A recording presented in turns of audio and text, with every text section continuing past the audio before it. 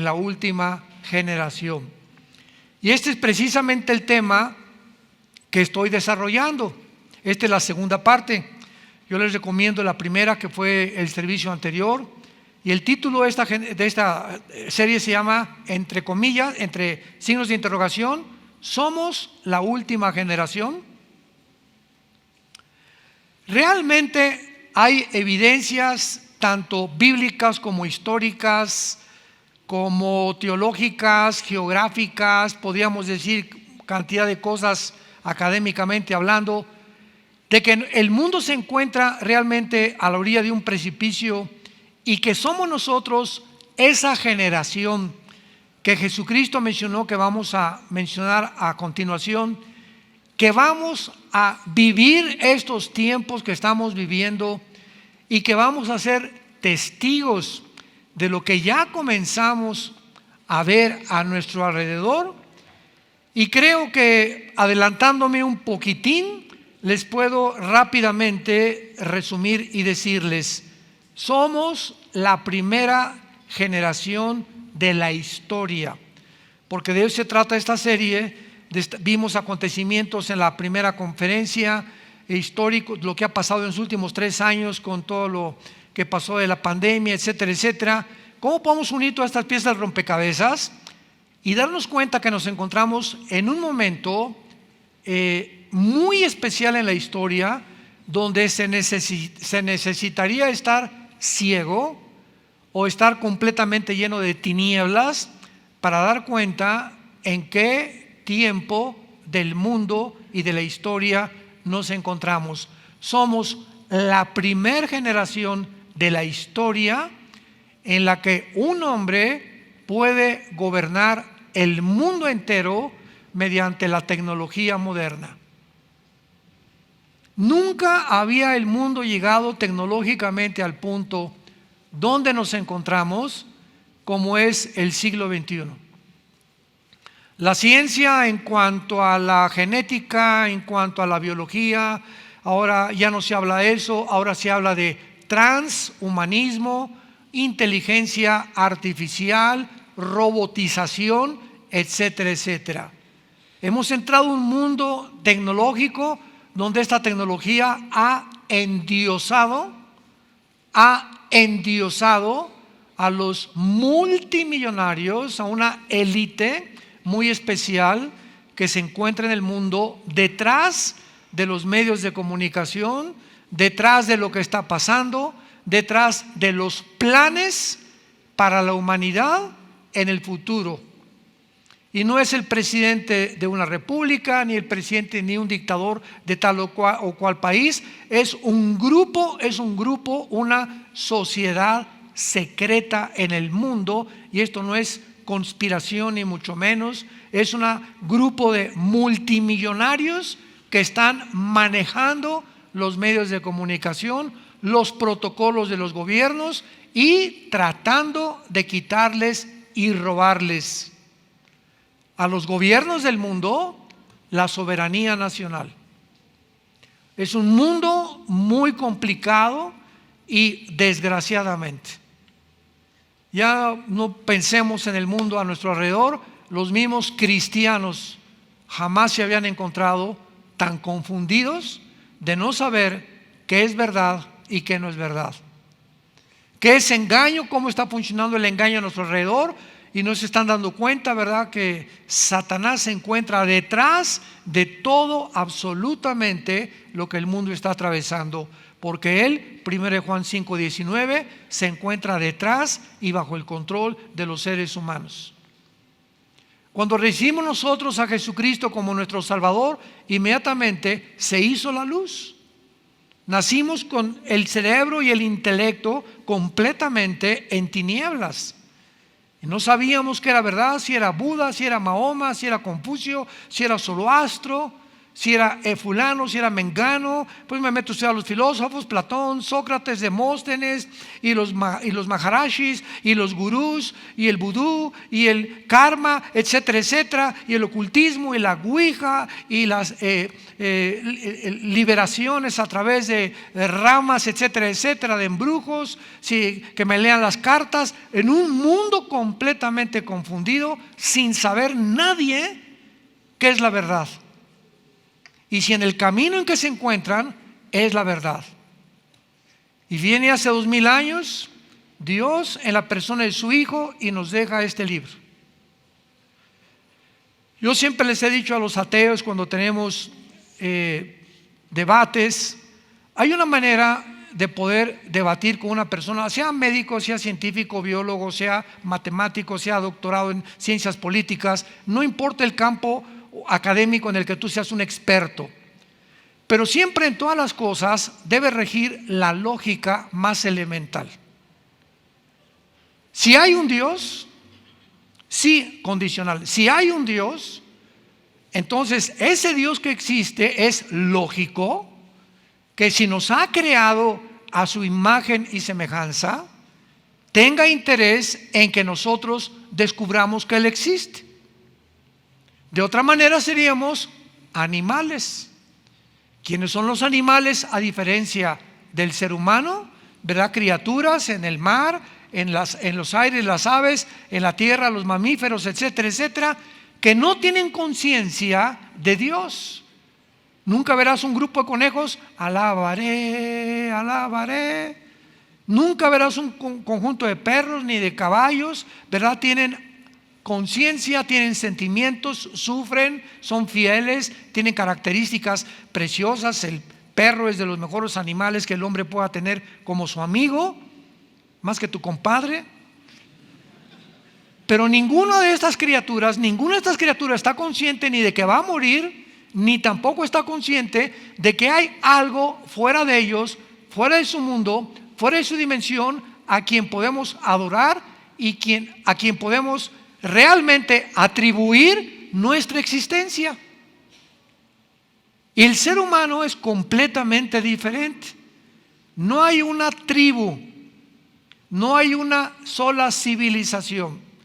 Llámense desde el código Hammurabi, de los sumerios, egipcios, babilonios, persas, etcétera, etcétera. No ha existido jamás en la historia nadie, tribus, civilizaciones que no hayan adorado a algo o a alguien.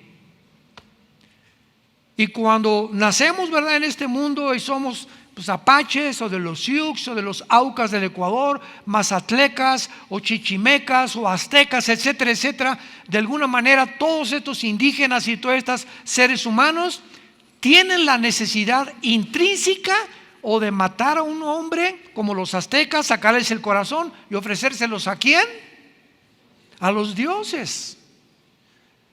Todas las tribus en Norteamérica, los verdaderos norteamericanos son los Sioux, los apaches, los cherokees, los indígenas que poblaron los Estados Unidos, que ahorita ya es una nación cosmopolita, ¿verdad? Pero todos ellos creían en los espíritus, enterraban, quemaban a sus muertos porque sabían que los espíritus se los iban a llevar.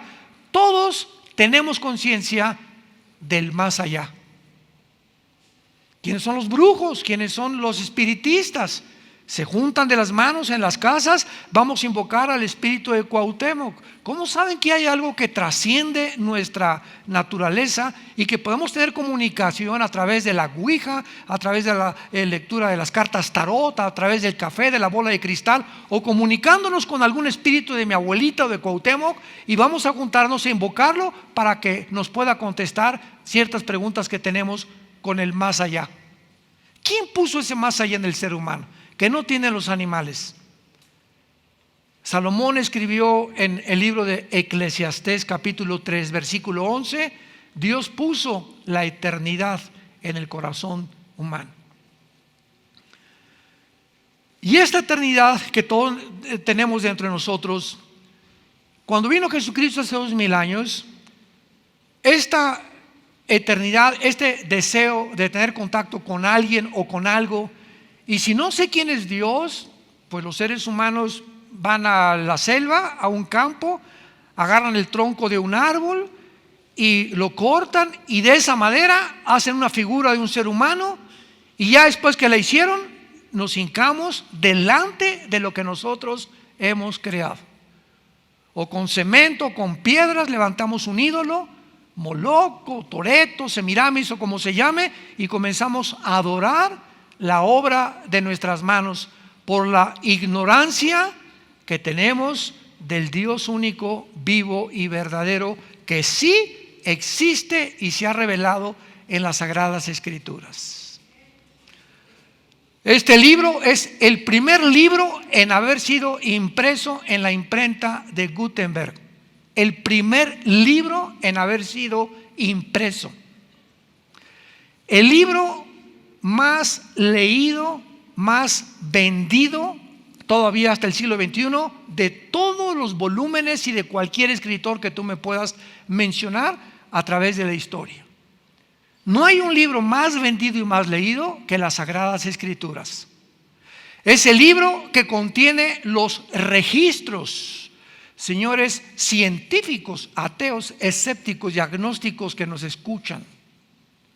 Es el libro que contiene los registros más antiguos de la genética, biología, química, matemáticas, física, antropología, paleontología y cualquier otra rama académica, historia, geografía que me puedas mencionar. Y todo a través de la historia, lo que el hombre ha descubierto a través de todas estas, la historia, la geografía, la Biblia lo decía antes. Es más moderna que el periódico de mañana en la mañana. Pero al mismo tiempo es el libro más atacado, más controvertido y más despreciado y vulgarizado de todos los volúmenes o libros religiosos que me puedas mencionar. Si alguien va a atacar como Madonna, como AC, como los Rolling Stones, como Michael Jackson y como cantidad de artistas famosos, grupos satanistas, etcétera, etcétera, nunca atacan el Corán. Nunca hay artistas que agarren un pollo y lo rompan y lo escupan sobre la Biblia, como Swanson. Nunca hay nadie que diga pues esto y el otro. Siempre el ataque es: nunca verás que en el libro del Corán o en el Tripitaka de Buda o en los Vedas de los persas o en cualquier otro libro sagrado esté el 666. Pero el 666 aparece en todos los grupos satánicos. ¿Tú crees que es coincidencia? ¿Tú crees que es coincidencia que estas cosas que están en la Biblia, como la marca del anticristo, haya sido comenzada a ser puesta en práctica desde que comenzó la pandemia? Que ya no podías entrar a una tienda, no podías subirte a un avión, no podías comprar si no tenías ciertos requisitos médicos, que así le llamaron, y que de repente nos dimos cuenta que comenzamos a ser controlados por todos lados. ¿En qué mundo nos encontramos? Todo esto cobra realidad cuando venimos a las Sagradas Escrituras. Comenzaron también los grandes filósofos utópicos del siglo XXI. Ya el comunismo cayó en 1991 y ahora sí es una época, una nueva era le llamaron, de progreso. Tenemos la tecnología, estamos en el espacio, el internet, el iPhone, la cibernética. Ahora va a ser muy difícil que haya una guerra entre nación y nación, porque el ser humano ha llegado a una ecuanimidad y ha llegado a un criterio tan amplio que sería una locura que una persona le mandara una bomba nuclear a otra nación, sabiendo que la otra nación le puede contestar, y solamente dos locos podrían enfrentarse a una guerra nuclear porque ellos mismos se destruirían. No, el hombre no está tan loco como eso. Es imposible que lleguemos a esta posibilidad. Además, ahora que el comunismo desapareció, pues ahora va a haber más capitalismo, va a haber mercado libre, el mundo va a tener un auge económico y hemos llegado a una nueva era completamente diferente. Llegamos al siglo XXI, Se levanta un hombre en Rusia llamado Vladimir Putin, comienza a invadir. Los musulmanes atacan las dos torres gemelas, 19 radicales musulmanes, produciendo el primer acto terrorista más grande después de la Segunda Guerra Mundial. Estados Unidos comienza a despertar. Ahora sí, ¿verdad? Como decimos aquí en México, ajijolí, cuánto apache. Ahora sí que estamos rodeados, nunca nos dimos cuenta, pero estamos en el país más poderoso. Se metieron en aviones a Nueva York, a nuestro terreno, a donde estamos nosotros creyendo que somos los amos del mundo. Pues humillaron a los Estados Unidos, este grupo terrorista. Después viene Putin y se mete otra vez a otras áreas en Rusia. La OTAN comienza a expandirse hacia el nororiente de Europa. Putin hace poco invade Ucrania y el mundo comienza otra vez a realizar la verdad de que el ser humano es mentira que ha progresado, que nos encontramos con toda la tecnología, con toda la ciencia y con todo aquello que creíamos que había de desaparecer al borde de una guerra nuclear. Jesús dijo hace 2000 años: oirán de guerras y rumores de guerras. Y miren que no se turben, porque es necesario que esto acontezca, y entonces vendrá el fin. Y esta serie que estoy compartiendo con ustedes tiene ese propósito: analizar eventos tanto científicos, cibernéticos, históricos, teológicos, bíblicos, para poder juntar todo este rompecabezas y poder realmente decir en qué nos podemos basar, tanto con lo que está pasando en el mundo a la luz de la Biblia, para poder decir realmente somos la primera generación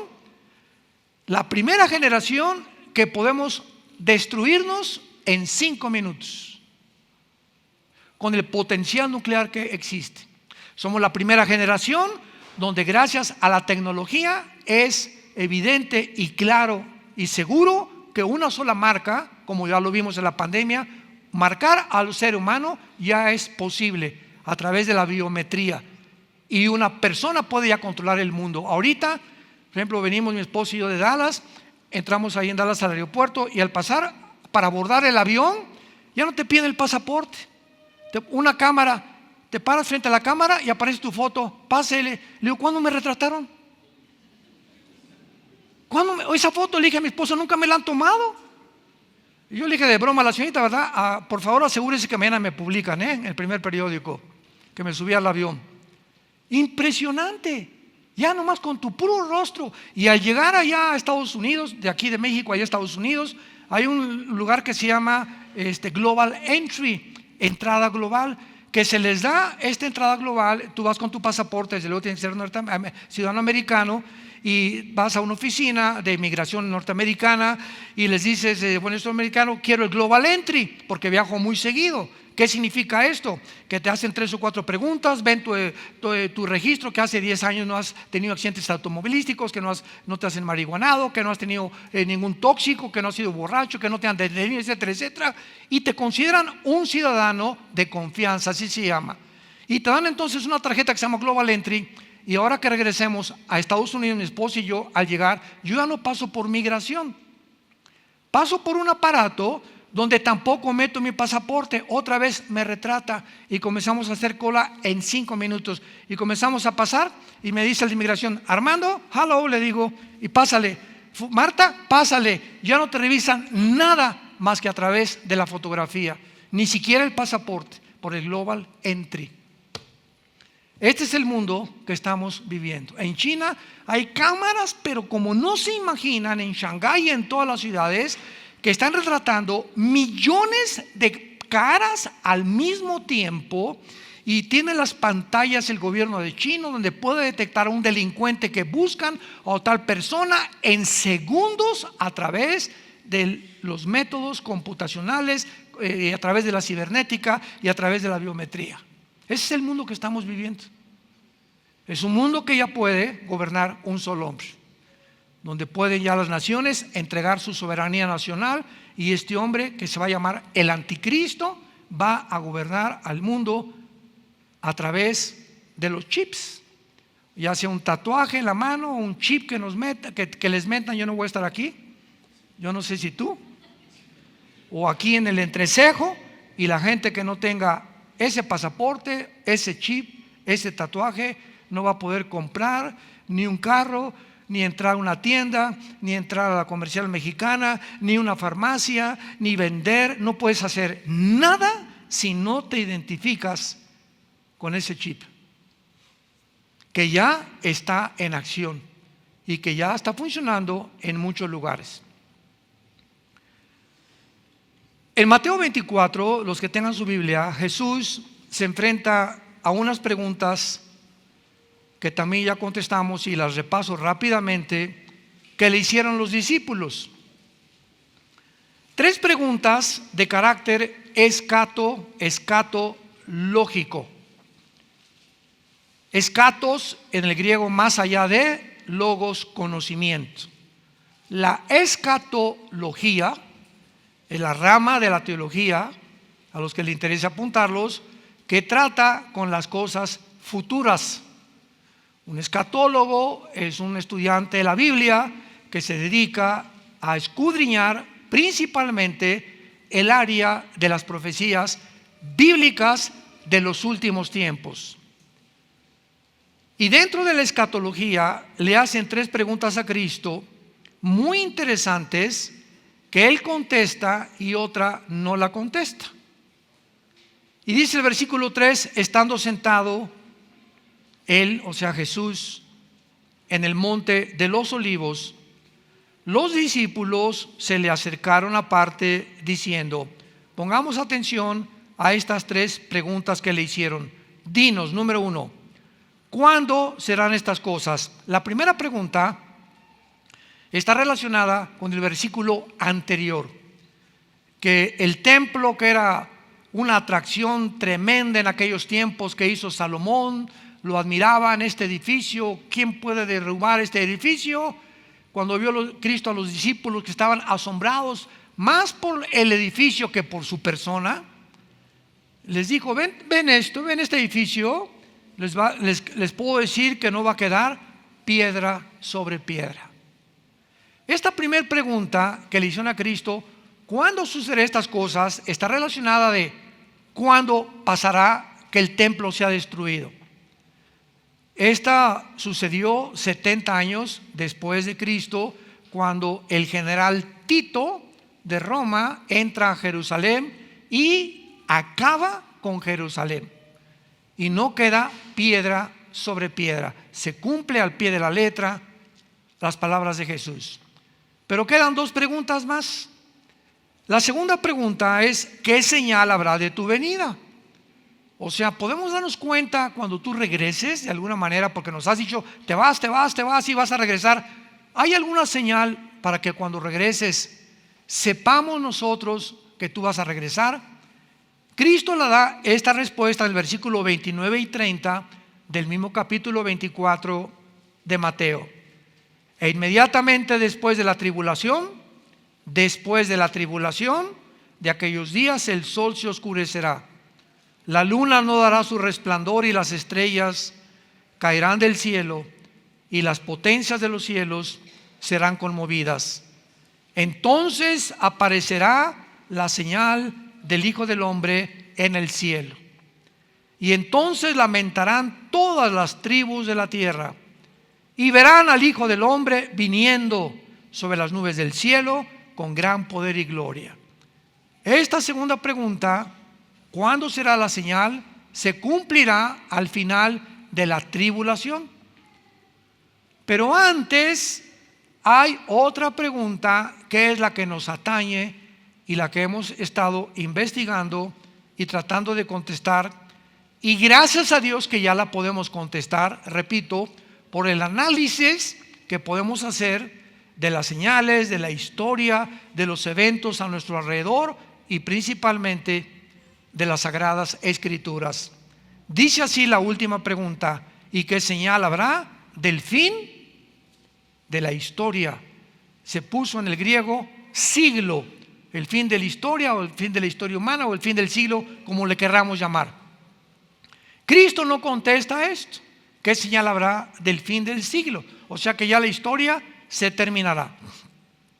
Sin embargo, cuando leemos en el versículo 5 que Jesús comienza a decirles, solamente les voy a dar algunos datos importantes. Vendrán muchos en mi nombre diciendo yo soy el Cristo, y a muchos se engañarán.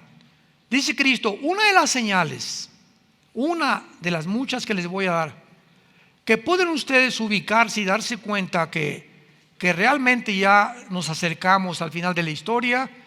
Se van a levantar cantidad de hombres diciendo que son el Mesías. La palabra Cristo, Yeshua en el hebreo es el Mesías.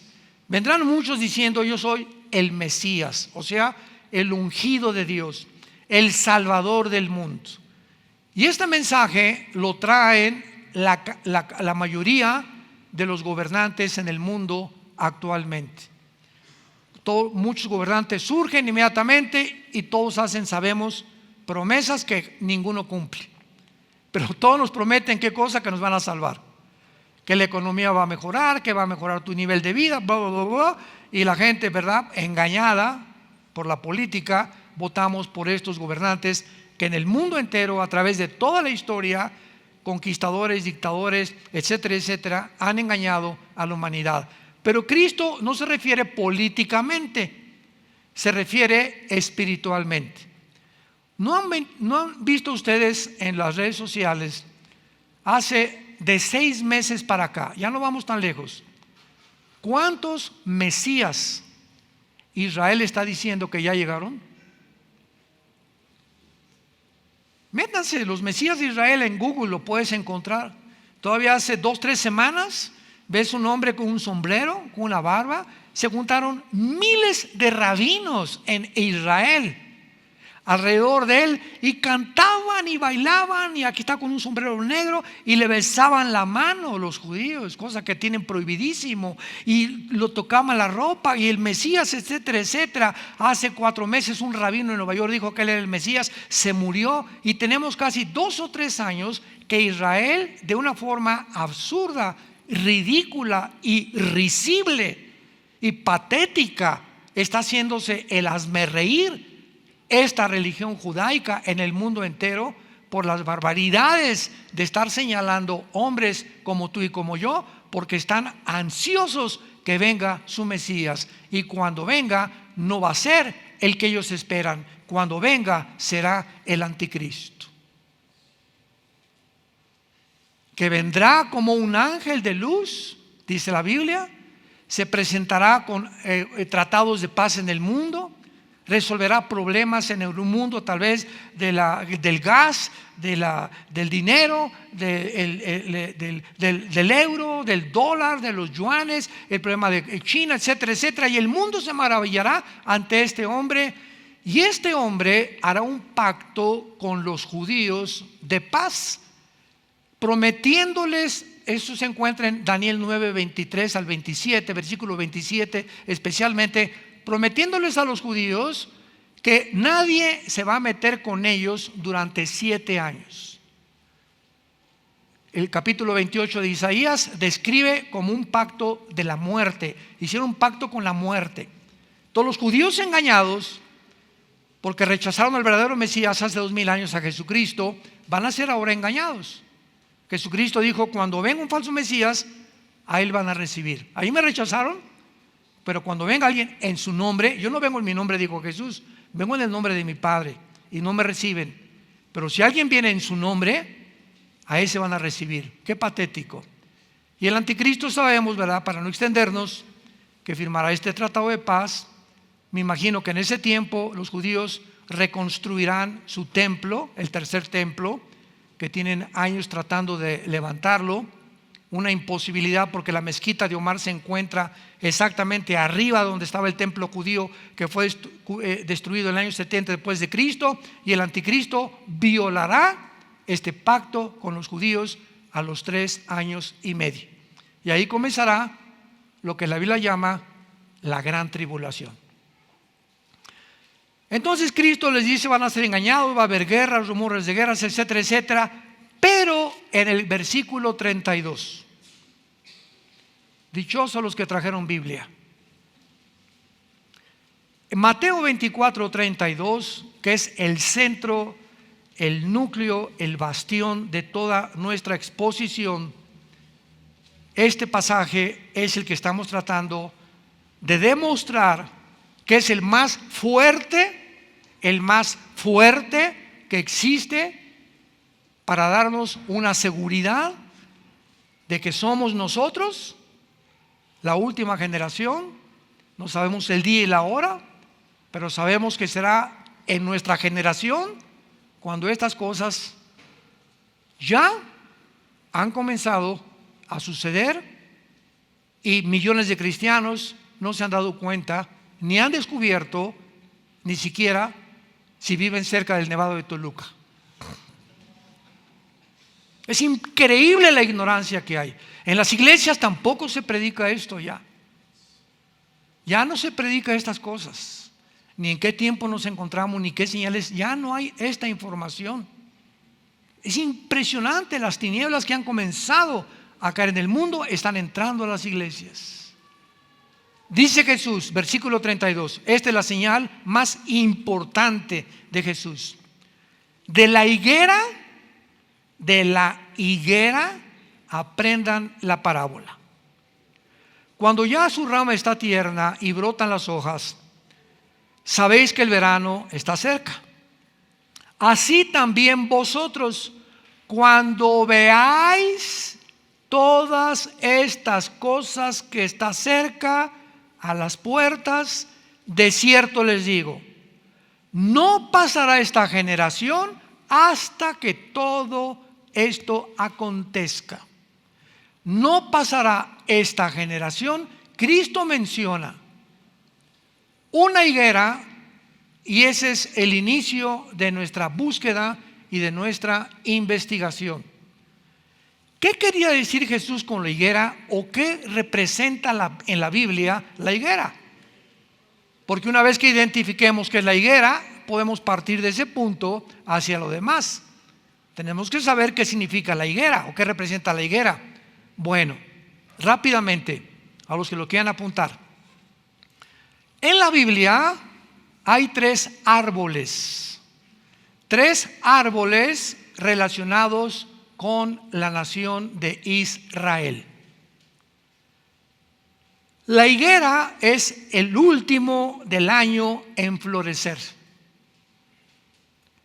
Y la higuera representa la resurrección nacional de Israel. ¿Cómo sabemos que este árbol representa la resurrección nacional de Israel? Veamos en Lucas capítulo 13. Después de Mateo está Marcos y después Lucas. Lucas capítulo 13, versículo del 6 al 9, dijo también esta parábola. Tenía un hombre, ¿una qué? Una higuera plantada en su viña y vino a buscar fruto en ella y no la halló. Y dijo al viñador: he aquí hace 3 años que vengo a buscar fruto en esta higuera y no lo hallo. Córtala. ¿Para qué inutiliza también la tierra? Él entonces respondiendo le dijo: Señor, déjala todavía este año, hasta que yo cabe de ella y la abone. Y si diere fruto, bien, y si no, la cortará después. Pregunta: ¿a quién creen ustedes que se refería Cristo con la higuera? Pues a Israel. Tenía un hombre una higuera plantada en su viña. Israel es la higuera de Dios. Vino a buscar fruto en ella. ¿Quién vino a buscar? Jesús. Vino primero a las ovejas de Israel. Él venía primero a los israelitas descendientes de Abraham. Y no halló fruto en ella. Lo crucificaron. Y le dijo al viñador: hace 3 años que vengo a buscar fruto en la higuera. 3 años duró el ministerio de Jesús y no lo hallo. La higuera representa y siempre está relacionada con la vida de la resurrección de Israel. Y entonces, ¿qué le dijo, verdad? Que ya la higuera no va a dar fruto, está completamente podrida. Ahora comparamos esto con Mateo 21. Otro caso, porque repito, primero tenemos siempre en la Biblia que buscar el significado para no inventar, pues yo creo que piensa esto o yo creo que significa esto. No, espérame tantito, la Biblia no es de interpretación privada. La Biblia se interpreta a sí mismo. Dice la Biblia en Lucas capítulo 21, versículo 18. Mateo 21, versículo 18. Por la mañana, esto fue el día anterior que lo crucificaran. Mateo 21, versículo 18. Volviendo a la ciudad tuvo hambre y viendo una higuera cerca del camino, vino a ella y no halló nada sino hojas solamente, y le dijo: nunca jamás nazca de ti fruto. Y luego se secó la higuera. Viendo esto, los discípulos decían maravillados: ¿cómo es que se secó enseguida la higuera? ¿Qué representaba esa higuera el día antes que lo crucificaran? ¿A quién fue a quien maldijo Jesucristo? A Israel. He venido a lo mismo, venido a buscar fruto, ¿verdad? Una higuera seca, representando cómo es posible que no estés dando fruto. Y maldice Cristo la higuera, y vemos que Israel muere, se seca Israel como nación después de la crucifixión, y hasta 1948,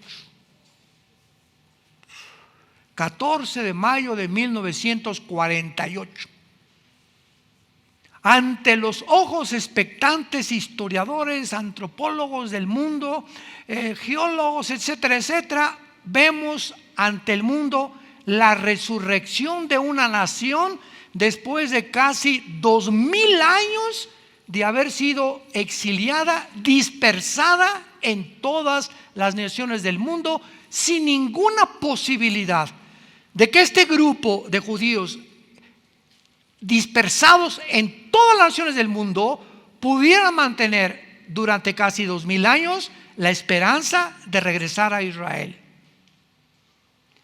Y gracias al genocidio de Adolfo Hitler y de los nazis, que la Liga de las Naciones, en aquel tiempo no era la ONU, era la Liga de las Naciones, al ver que 6 millones de judíos habían sido masacrados, que habían sido masacrados imbéciles, idiotas, tarados, retrasados mentales, gente incapacitada, porque los nazis odiaban a una persona con defectos físicos.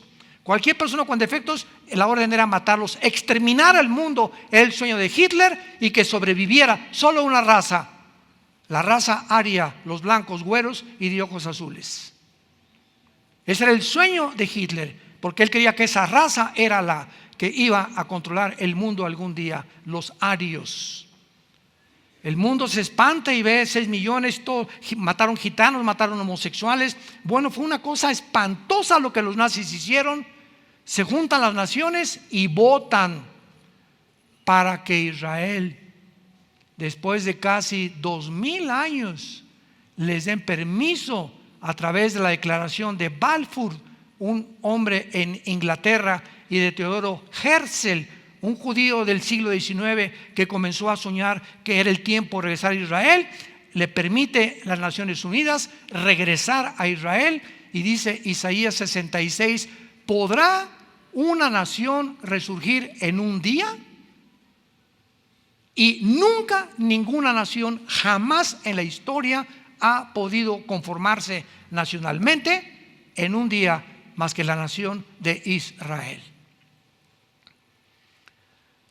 Cuando Jesús, en nuestro pasaje de Mateo 24:32, regresamos, y una vez que ubicamos que la higuera es Israel, bueno, rápidamente les digo los otros dos árboles. El otro árbol en la Biblia es el olivo. El olivo representa las bendiciones de Israel desde los patriarcas, que los encontramos en Romanos capítulo 11. Se describe a Israel como el olivo natural, ¿se acuerdan? Y a nosotros la iglesia como el olivo silvestre, que fuimos injertados, y las bendiciones de Abraham que recibía Israel al rechazar a Cristo, ahora nos pertenecen. Somos beneficiarios por tener a Cristo, la semilla prometida a la mujer de las bendiciones de Abraham. No somos Israel, porque Israel es el olivo natural y nosotros el olivo silvestre. Pero el olivo representa, repito, las bendiciones espirituales a Israel. Y el tercer libro de la Biblia es la vid. La vid, las uvas, de ahí sacan el vino, y representa la vida religiosa de Israel. Juan capítulo 15, Jesús dijo: yo soy la vid. No dijo yo soy la higuera, tampoco dijo, ¿verdad?, yo soy el olivo. Yo soy la vid verdadera. O sea, yo soy realmente el objeto de la religión robotizada de fariseos que ustedes han hecho de mi Padre, sin tomar en cuenta que yo soy el representante del Cordero de Dios, de los sacrificios, de las ofrendas, del tabernáculo, de todo lo que mi Padre les dio simbólicamente en el Antiguo Testamento. Yo soy el Cordero de Dios que dijo Juan el Bautista, que quita el pecado del mundo. Yo soy la vid verdadera, el que realmente les va a dar vida a ustedes, no una religión. La religión no te puede dar vida, yo vengo a darles vida. Tú puedes ser católico, puedes ser protestante, puedes ser bautista, puedes ser pentecostal, puedes ser mormón e irte al infierno. No es tu religión la que salva, es la persona de Jesús que entra a tu vida para producir como una semilla, un árbol que comienza a crecer dentro de ti sin que te des cuenta, hasta que comienzas a dar fruto. Gálatas 5, 23 y 24, el fruto del Espíritu es amor, paz, gozo, dominio propio, paciencia, y comenzamos a manifestar las características de una persona que está siguiendo a Jesús. Y tú puedes decirte religioso, y vengo a esta iglesia 20 años. Mi papá era el cura de San Marcos, mi mamá era la madre descendiente de la Madre Teresa, mi padre fue arzobispo y mi tío, hayan sido lo que hayan sido. Si tú no tienes a Jesús, no tienes la vida. 1 Juan 5 del 10 al 2, el que tiene a Cristo tiene la vida. El que no tiene a Jesús no tiene la vida. No es la religión la que nos salva. El cristianismo no es una religión, es una relación. No entras a una nueva sociedad secreta, a un nuevo sistema de ceremonias y de ritos. Entramos a la vida, a una familia. Somos una familia que habita Jesús en mi vida, habita Jesús en tu vida, y por lo tanto yo puedo tener comunión contigo porque el espíritu que tú tienes es el espíritu que yo tengo, y eso es lo que nos hace hermanos y hermanas en Jesucristo. Y actualmente hay un movimiento que se llama el movimiento ecuménico en el mundo, que es el movimiento de unir a todas las religiones. Ahorita en Roma acaban de tener que protestantes, que católicos, que musulmanes, todos bajo una bandera. Qué bonito se oye, ¿verdad? Qué bonito se oye. Para que todos unidos busquemos la paz. Espérame tantito, amigo mormón, amigo hindú, amigo musulmán. Mira, yo te respeto con mucho gusto, pero ¿sabes una cosa? El sistema que tú tienes para llegar a Dios contradice la Biblia. El hinduismo tiene 6 millones de dioses. El Islam dice maten a los cristianos y a los judíos. El Buda dijo antes de morir, yo no soy Dios, busquen la verdad. Y el budismo es una religión atea. ¿Atea? ¿Y forma parte de las religiones? Sí. Y también el comunismo. El comunismo es una religión. ¿No lo sabías? Ya lo sabes. Son los sistemas, porque se corrió la propaganda. Una religión es todos los que hablan de Dios, y si tú hablas de Dios eres religioso. Yo recuerdo en los 90 cuando comencé a visitar la Facultad de Filosofía y Letras en la Universidad Autónoma de México, el Politécnico Nacional, preparatorias, recorrí cantidad de universidades en la República Mexicana y siempre en aquel momento descubrí la forma de entrar a las universidades, porque me decían, oiga, me recomendaban los estudiantes que eran cristianos, oiga, vénganos a una cátedra aquí de la Biblia o de Cristo en la Facultad de Derecho, en la Facultad de Filosofía. Y les decía, no puedo porque no me van a dejar entrar, porque el gobierno dice que la educación es laica. Y yo, ¿qué significa esto? Que no hay nada de religión en la educación. Entonces yo iba con el director de la universidad y me presentaban y me decía, ¿usted es religioso? Le digo, no, yo no soy religioso. Para nada, le dije. Que me proteja la Virgen de la Macarena.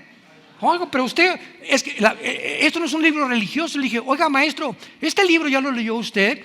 Contiene ciencia, contiene química, contiene matemáticas, contiene antropología, contiene genética, contiene biología, contiene todas las cosas. Es un libro maravilloso. Esto no es un libro religioso.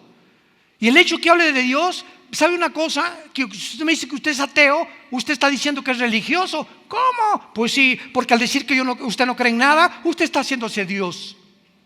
Yo no necesito ninguna deidad, no necesito a nadie. Y en ese momento el ser humano dice, no necesito a ninguna fuerza sobrenatural, porque si yo no creo en nada, ¿en quién crees? En mí. Te haces Dios, cabeza de aguacate. ¡Qué ignorancia de la gente! Bueno, si no voy a hablar de religión, no. Vengo a presentarles, les decía, evidencias científicas de que la teoría de la evolución es un fraude. Y le vengo a presentar teorías científicas a los estudiantes, bueno, no teorías, sino evidencias, de que realmente las evidencias bíblicas de la creación tienen más ciencia que Darwin. Pues qué interesante, pero usted no va a hablar de religión, se lo prometo que no voy a hablar de religión. Simplemente voy a abrir un libro que se llama la Biblia, que es el libro más vendido a través de toda la historia y que los estudiantes merecen y tienen el derecho de conocer. Tenemos que romper barreras y tenemos que romper fortalezas que nos impiden acercarnos a la gente, porque la gente está mal informada. No saben ni lo que es una religión, no saben lo que es el cristianismo, creen que Cristo es un gran revolucionario, como Buda, como Mahoma, como Nietzsche, etcétera, etcétera, porque no conocen el origen de las Sagradas Escrituras. Cristo lo dijo, erráis ignorando las Escrituras. Jesús dice, todos los errores filosóficos que tú me puedas mencionar y religiosos tienen una raíz, ignorar la Biblia. La ignorancia. Y mi pueblo perece por falta de conocimiento. Y te hacen pedazos tus amigos y tu compadre, tu familiar. Ya te cambiaste de religión y tú no sabes si no soy religioso, simplemente estoy yendo a un grupo que les dicen los aleluyos. Qué vergüenza, ¿verdad? Qué patético. Pero así está el cristianismo, por la ignorancia de no documentarse, no estudiar y no convertirte en un discípulo, que significa un seguidor del Hijo de Dios. Padre, te damos gracias en esta tarde por tu santa palabra. Los cielos y la tierra pasarán, pero tus palabras permanecerán. Derribando argumentos y toda altivez que se levanta contra tu conocimiento, llevando cautivo todo pensamiento a la obediencia en Cristo Jesús. No hay nada torcido ni perverso en tu palabra. Todas ellas son rectas a los que entienden y razonables a los que han alcanzado la sabiduría. Gracias, Jesús, por tan grande muerte y sacrificio que tuviste por nosotros en esa cruz, avergonzando y humillando la intelectualidad y el supuesto conocimiento humano, que en el siglo que nos encontramos, el ser humano, principalmente dentro del medio científico, ya se creen dioses, soñando, ideando que pueden mejorar al ser humano, convertir a un Superman, convertir al ser humano en algo mucho mejor que lo que existe a través de la tecnología y la manipulación genética.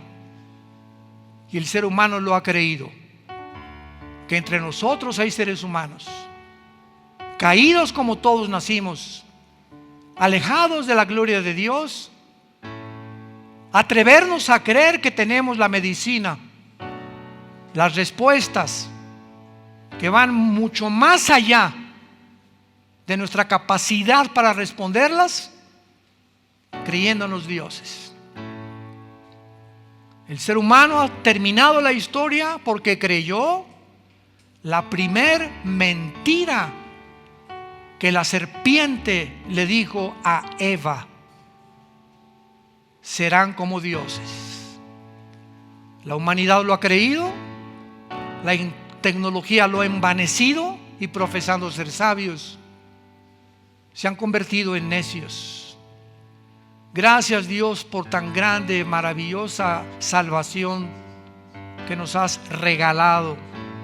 Por tu misericordia, tu amor, nos has cuidado este año, nos has bendecido a nuestros hijos, nuestros nietos. Tenemos para comer, tenemos una cama, un colchón donde poder dormir, tenemos una casa de 4 paredes donde poder cuidarnos de la nieve, del agua, del frío. Tenemos salud, te tenemos a ti, y teniéndote a ti tenemos todo. Porque aunque no tuviéramos nada, si tenemos a ti, lo tenemos todo. Miserables los seres humanos que tienen todo y no tienen a Dios, porque no son más que criaturas desventuradas, desnudas, tristes delante de aquel que te dice en esta tarde: ven a la cruz. No tienes nada si tienes todo y no me tienes a mí. Ven a la cruz. Ve el amor que manifesté en la cruz por ti. Te amo, dice Dios, te amo. Morí en tu lugar para que tengas vida y vida en abundancia. Vengo a perdonar tus pecados, a sanar las heridas de tu alma, que a través de las circunstancias que has atravesado te han lastimado y te han marcado. Yo las vengo a sanar, a borrar tus malos recuerdos, a sacar una conciencia culpable que te atormenta en tu vida de tus pecados, y a decirte que el que cree en mí volverá a vivir. Simplemente cree que Él en la cruz pagó por tus pecados, que resucitó de los muertos y que viene pronto por nosotros. En el nombre de Jesús, amén. ¿Qué haríamos sin este libro, ¿Qué haríamos sin este libro? ¿Qué haríamos sin este libro? Los cielos y la tierra pasarán. El universo, el sol pierde millones de toneladas más a cada segundo. Nuestro deterioro celular nos indica que vamos todos al mismo lugar, a la tumba. Todos tenemos algún día que terminar nuestra vida, pero todo aquel que ha creído en el Hijo de Dios tiene la vida eterna.